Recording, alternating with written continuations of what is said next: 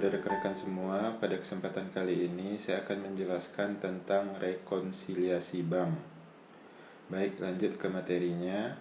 Penyebab dari perbedaan yang mengharuskan rekonsiliasi bank yang pertama yaitunya setoran dalam perjalanan atau dalam istilahnya deposit in transit. Kondisi di mana perusahaan sudah melakukan penyetoran, di buku besar perusahaan ada penambahan simpanan di bank, tetapi di bank belum dicatat sebagai saldo karena ada perbedaan waktu. Yang kedua, cek yang masih beredar atau outstanding check, yaitu saldo cek yang sudah dikeluarkan perusahaan sehingga di buku besar perusahaan sudah dicatat sebagai pengeluaran, tetapi oleh si pemegang cek belum mencairkannya. Jadi di bank belum muncul pencairan dana. Ketiga, pendapatan jasa giro. Pendapatan jasa giro biasanya memang dicatat perusahaan setelah mendapat rekening koran. Begitu rekening koran diterima, baru dicatat oleh perusahaan.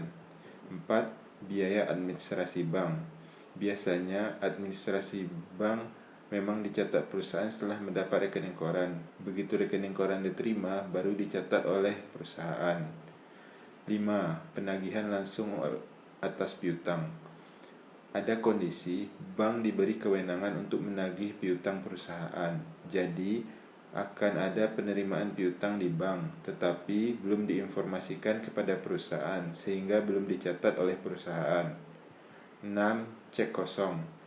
Ketika cek diterima dari customer, perusahaan langsung mencatat di buku besar. Tetapi ketika disetorkan ke bank, saldo tidak cukup, maka cek tersebut akan ditolak oleh bank. Baik, penyesuaian atau rekonsiliasi atas perbedaan tersebut dilakukan sebagai berikut. Yang pertama, setoran dalam perjalanan atau deposit in transit. Nah, pada kondisi ini, di catatan perusahaan itu sudah ada penambahan saldo di bank, tetapi di rekening koran belum ada, sehingga rekonsiliasinya yaitu menambah saldo di sisi bank. 2. Cek yang masih beredar. Jadi, pada saat penerbitan cek, perusahaan mengakui pengurangan saldo di buku besar perusahaan, tetapi belum ada pengurangan saldo di rekening koran. Maka untuk itu rekonsiliasinya adalah dilakukan pengurangan saldo di bank. Hal ini sebagai asumsi bahwa seseorang yang sudah menerima cek pasti akan menarik uang dari bank. 3. Pendapatan jasa giro. Pendapatan jasa giro biasanya bertambah pada rekening koran, tetapi karena rekening koran belum sampai di perusahaan, maka perusahaan belum mencatat penambahan atas pendapatan jasa giro. Maka rekonsiliasinya adalah dengan menambahkan saldo pada sisi perusahaan. 4. Biaya administrasi bank. Biasanya pencatatan biaya administrasi bank sudah ada di rekening koran, tetapi karena rekening koran belum sampai ke perusahaan, maka rekonsiliasinya adalah perusahaan perlu mengurangi saldo atas biaya administrasi bank. 5. Penagihan langsung atas piutang. Jadi ada kondisi di mana bank diberi kewenangan untuk melakukan penagihan kepada customer. Untuk itu, pada sisi rekening koran sudah ada penambahan saldo, tetapi di perusahaan belum, maka perlu dilakukan penambahan saldo di sisi perusahaan. 6. Cek kosong. Pada saat menerima cek, perusahaan mencatat sebagai penambahan saldo, tetapi pada saat cek tersebut diserahkan ke bank untuk penyetoran, cek tersebut ditolak, sehingga atas kondisi tersebut, maka pada rekonsiliasinya perlu mengkoreksi kembali saldo yang telah dicatat oleh perusahaan dalam bentuk pengurangan saldo perusahaan, karena cek tersebut tidak memiliki saldo yang bisa menambah di bank maupun saldo yang bisa menambah dari sisi perusahaan. 7. Kesalahan pencatatan oleh perusahaan. Jika ada kesalahan pencatatan oleh perusahaan, maka pada rekonsiliasi perlu dicatat perubahan koreksi pada sisi perusahaan baik penambahan maupun pengurangan saldo. 8. Kesalahan pencatatan di sisi bank. Apabila terjadi kesalahan pencatatan di sisi bank, maka perlu dilakukan penambahan atau pengurangan saldo pada sisi bank.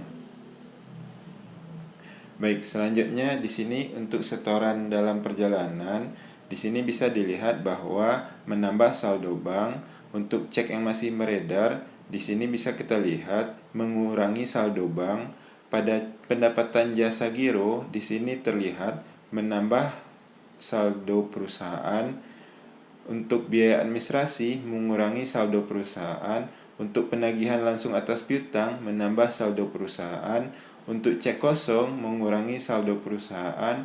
Untuk kesalahan dari yang disebabkan oleh perusahaan, menambah atau mengurangi saldo perusahaan. Kesalahan pencatatan oleh bank dapat menambah atau mengurangi pencatatan di sisi bank. Baik, kita lanjutkan pada contoh soal, yaitu PT Selayang rekonsiliasi bank per 30 Juni 2021. Kondisi yang pertama, pada laporan bank tercantum jasa giro bank dan biaya bank masing-masing 280.000 dan 52.000. Jadi solusinya adalah karena di sisi bank sudah dicatat pendapatan jasa giro dan biaya bank, maka rekonsiliasinya yaitu menambahkan pendapatan jasa giro pada saldo kas perusahaan senilai 280.000 dan mengurangi biaya bank pada saldo kas perusahaan senilai 52.000. Kondisi kedua, penerimaan kas per 30 Juni senilai 7.200.000 yang telah dicatat pada pembukuan perusahaan namun belum tampak pada laporan bank. Jadi solusinya adalah dengan menambahkan saldo senilai 7.200.000 pada saldo kas bank. Kondisi 3, cek dari customer senilai 5.400.000 yang disetorkan ke bank yang telah dicantumkan pada laporan bank senilai 4.570.000. Jadi terdapat kekurangan catat pada saldo kas bank senilai 900.000.